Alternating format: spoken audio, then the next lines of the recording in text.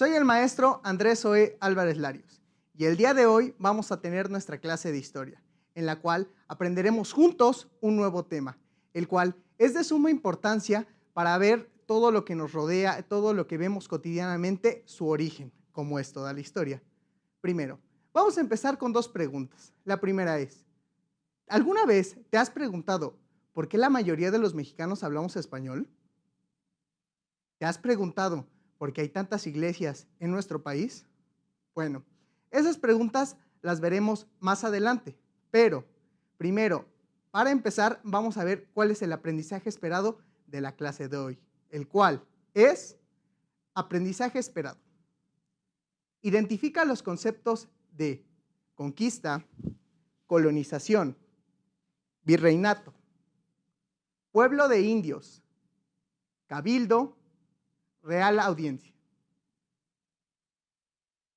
Te recomiendo que tengas cerca una libreta y un lapicero para que podamos anotar las ideas principales y las dudas que te vayan surgiendo en el momento. Anótalas y si no te resuelven, vamos a ir viendo. A continuación, vamos a ver lo más importante del tema, que son diferentes conceptos, palabras. Pero para que nos introduzcamos más al tema, vamos a ver el siguiente video. Ponle mucha atención, espero te guste. Expansión y colonización de nuevos territorios. Después de la conquista de Tenochtitlán, se iniciaron varias expediciones hacia el norte y sur de Mesoamérica, con dos objetivos principales: la búsqueda de metales preciosos como oro y plata y la evangelización. La colonización de la zona de Occidente comenzó cuando Cortés mandó a Cristóbal de Olid a Tzintzuntzán, lugar de colibríes, en el actual estado de Michoacán. En tanto, Nuño Beltrán de Guzmán exploró lo que hoy son Jalisco y Zacatecas y fundó la ciudad de Guadalajara en 1530. Los pobladores buscaron un mejor lugar y fundaron en forma definitiva la ciudad de Guadalajara en 1542. Entre 1534 y 1548 se descubrieron yacimientos de plata en lo que hoy son Taxco, en Guerrero, Zacatecas y Guanajuato. Por ello se establecieron presidios, lugares cercanos a las minas, que los españoles usaban para defenderse de los ataques de grupos nómadas, así como misiones que resultaron fundamentales para la colonización de los territorios del norte. Los frailes se acercaron a los grupos nómadas de esta región para evangelizarlos, pero el proceso fue muy lento y no se consiguió en todas las regiones. Muy bien, espero el video te haya sido de tu interés. Vamos a ver lo siguiente. ¿Qué nos comentó el video? El video nos comentó que después de la caída de Tenochtitlán en 1521, que fue cuando ya se volvió Nueva España, ellos lograron asentar pequeñas villas o ciudades con materia prima para poder lograr asentar, pero no solo simplemente era asentarse en las ciudades, sino que tenían que buscar cómo lograr tener espacios, y todo esto empieza en 1521. Si hacemos una línea del tiempo, esto empieza aquí. En todo este lapso que fue del virreinato, que es de 1521 hasta caída en 1810, en este proceso hubo procesos de colonización cuando buscaban villas o pequeñas ciudades para que tuvieran materia prima, y ahí mismo buscar mano de obra para poder trabajar. Esto era indispensable para formar las colonias. Esto se le llama colonizar. Es un proceso. Primero fue la conquista, después la colonización y esa es la formación de la Nueva España, que eso se le conoció el virreinato. ¿Por qué es el virreinato? Porque es cuando se surge un nuevo país de la Nueva España. La corona española se quería expandir a través de diferentes pueblos después de conquistar territorios, colonizarlos y que fueran parte de ellos. Ahora, vamos a ver los siguientes conceptos, como son. Vamos a ver y contestar las siguientes preguntas. ¿Qué es la conquista? Contesta en tu libreta lo que ves, lo que creas y vemos cuál es la respuesta.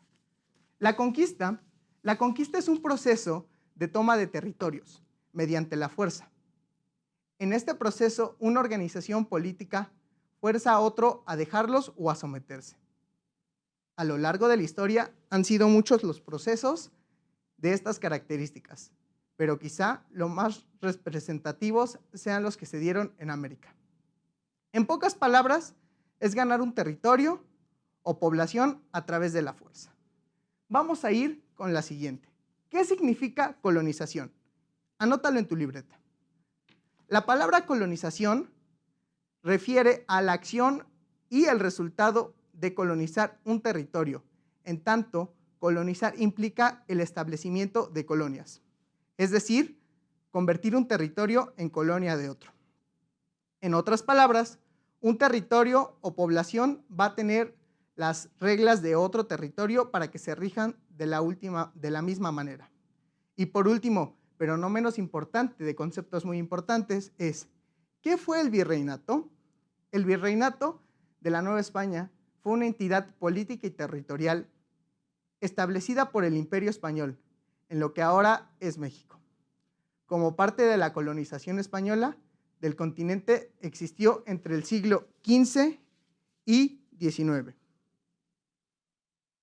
Ahora, vamos a platicar un poco sobre lo que pasó. Te voy a contar una historia, pero antes vamos a ver una serie de imágenes que van relacionadas. Estas imágenes tienen que ver mucho con el proceso de colonización. Observamos cómo los españoles iban con los pueblos nómadas a enseñarles la religión, el idioma, para que fuéramos parte de la colonia española. Tras la caída de Tenochtitlán, los españoles organizaron expediciones de conquista hacia el occidente, norte y sur de Mesoamérica, en lo que ahora es México. Las conquistas fueron dirigidas por españoles que buscaban tener mejores condiciones de vida y crear riquezas a partir de los recursos del Nuevo Mundo. Los conquistadores comenzaron a fundar villas y ciudades. De este modo, se dio el inicio del proceso colonizador en la Nueva España, hoy México.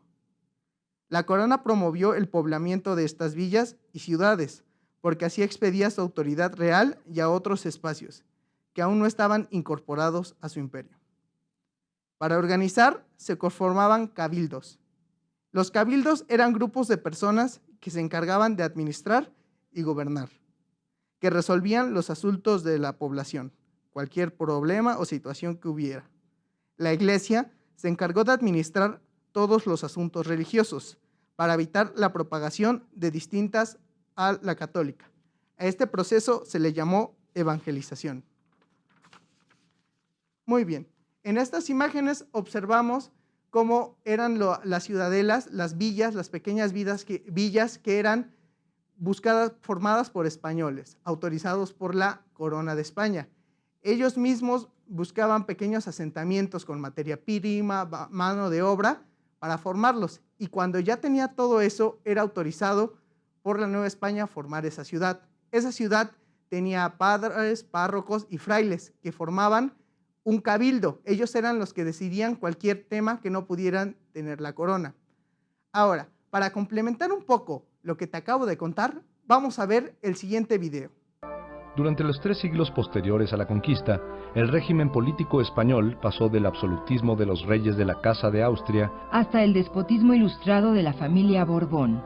El monarca legisló y gobernó primero a través del Consejo de Indias, un cuerpo colegiado, y más adelante de un ministerio especializado. El virreinato fue establecido como forma de gobierno para la Nueva España en 1535. El virrey era el representante del monarca y como tal, la suprema autoridad ejecutiva, fiscal y militar, vicepatrono de la Iglesia y protector de los indígenas. Los gobiernos provinciales le estaban sujetos.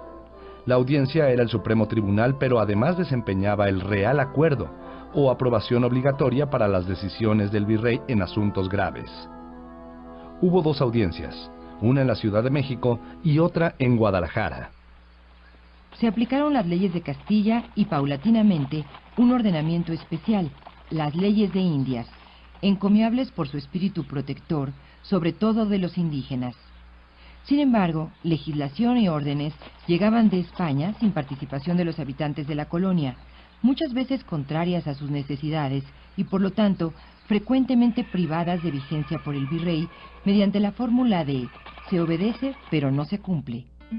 La organización político-social de la Nueva España se fundó en una rígida estratificación social y en un gobierno autoritario y exclusivista en favor de los españoles peninsulares que ocupaban los altos cargos gubernativos, virrey y oidores, o jueces de las audiencias principalmente, eclesiásticos y militares.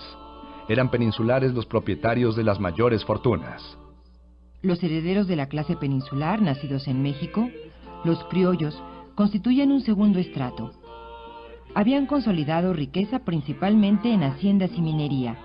El hecho de no haber nacido en España los privaba, salvo casos excepcionales, del acceso a altos cargos oficiales y de las altas jerarquías en la Iglesia y en las Fuerzas Armadas. Sin embargo, lograron con el tiempo una importante mayoría en los gobiernos municipales. Había criollos desposeídos de fortuna, por lo general profesionistas, artesanos y pequeños empresarios o empleados. Relegados en la sociedad de origen europeo, la inconformidad cundió entre ellos y facilitó la penetración del pensamiento de los humanistas jesuitas del siglo XVIII, desterrados por orden real a fines de ese siglo, y de la Ilustración francesa. Los mestizos, germen del mexicano actual, ocupaban posiciones inciertas entre esta burguesía pobre de criollos y los indios. La raza nativa constituía la mayor parte de la población y estaba sometida a servidumbre pese a la protección legal y a la que les dio la Iglesia. Por último, las castas, resultado de las mezclas de todas las razas, sobre todo de la africana, constituían el último escalón. Su situación era de esclavitud o de aislamiento social. Cada clase social tenía sus propias obligaciones y derechos, cargas fiscales y prohibiciones. Eclesiásticos, militares y comerciantes gozaban de tribunales y privilegios especiales. Muy bien, muy interesante video. Ahora, vamos a platicar un poco qué nos dice este video más lo que te acabo de contar. Nos comenta que la Nueva España era un territorio más de la España. España estaba el rey, era gobernado por un poder absolutista. Aquí era un representante del reino español, mas no era alguien que era elegido por todos. El rey español designaba quién era el virrey aquí en Nueva España, que ahora es México. El virrey tenía encargados gente de alto cabildo para poder designar las villas. Los pobladores indígenas, que son los que estaban poblando antes de la conquista, ellos eran determinados y encargados de la mano de obra, de la esclavitud, de todo lo pesado. Y si eras un hijo de españoles nacido en México, podías tener un cargo político un poco más alto, pero tampoco tenías los mismos derechos que un español. Las castas son combinaciones entre españoles, indígenas, personas de tez morena con españoles negros que eran esclavos. Se fueron saliendo diferentes tipos de castas y cada una estaba especializada en algo. Al tener una casta estabas etiquetado. Eso quiere decir que tú no podías ascender a otra tarea que tuvieras en la ciudad, en la villa. Esto, como dice en el video, casos excepcionales son los que llegaban a ascender. Poco a poco todo fue tranquilizándose y fueron acomodándose las cosas para que hubiera menos esclavitud. Bueno, vamos terminando un poco el tema, pero vamos a ver si ya logramos contestar las preguntas que nos planteamos al principio. Contesta tú en tu libreta, ¿por qué crees que tantos mexicanos hablan español? Te doy unos segundos. Muy bien. Ahora, yo te voy a explicar por qué creo y por qué de todo lo que he comentado, creo que la mayoría de los mexicanos hablamos español. Bueno, pues eso se debe a la conquista. La conquista, como viste, en 1521 fue la caída de Tenochtitlán. Eso nos generó que nos impusieran su idioma. Su idioma era el español, como te comenté. Ellos iban a las villas con grupos especializados que nos imponían su idioma y su religión. En su idioma era el español y siempre nos estaban enseñando todas las lenguas autóctonas como el náhuatl, otomí, todas las que tenían nuestros antepasados fueron desechadas, fueron omitidas. Grupos pequeños son los que se mantuvieron hablando esos idiomas. ¿Por qué? Porque fue a donde no llegaron las colonias españolas. Ahora, también la religión fue algo muy importante en la conquista, porque era una forma de llamar a la gente, enseñarles algo en común, algo en el que creyeran. Este periodo se le llama la evangelización. La evangelización es el proceso en el que iban a pueblos nómadas. Recordemos conceptos que pueblo nómada es aquel pueblo que no tiene un lugar fijo. Es un pueblo que anda de lugar en lugar sin rumbo. Esos pueblos nómadas eran encontrados por los frailes y eran evangelizados para que así pudieran volverse sedentarios, tener un lugar establecido, formar villas. Y es por eso que también hay tantas iglesias en nuestro país. Con eso podríamos contestar la segunda pregunta. La segunda pregunta era ¿por qué hay tantas iglesias? Cuando se formaba una villa, una pequeña ciudad, que también dependía de dónde fuera y qué materia prima tuviera para poder generar esa ciudad. Entre mejor fuera la riqueza que generaba esa ciudad, mayor importancia tomaba en la Nueva España. Entre más importante era para los españoles y más gente se iba a buscar vivir ahí. Entonces, también formaban un cierto espacio caracterizado por características de la Nueva España, que era una iglesia, que era donde todas las personas se iban a evangelizar, de todas las castas, españoles, indígenas, mestizos, criollos, y había una plazuela. En la plazuela era donde ellos podían realizar el comercio informal y formal, realizar el trueque, el cambio y servir a los que tenían mayor.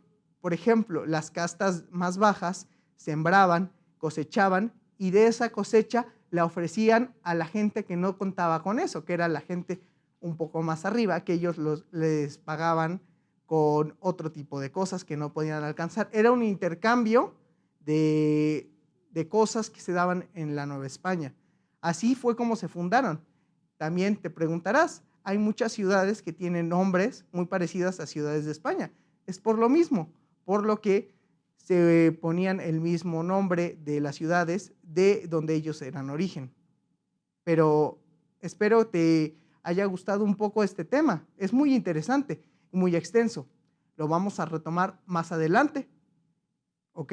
Entonces, espero que te haya gustado y te invito a que hables con tus amigos y familiares sobre lo que aprendiste el día de hoy. Si tienes alguna duda, no dudes en buscar en tu libro de texto, en algún otro libro. Busca videos en internet o información en internet. Sin nada más por el momento, vamos terminando la clase de hoy. Agradezco mucho tu atención. Espero nos podamos volver a ver pronto. Cuídate. Pronto nos volveremos a ver. Hasta luego.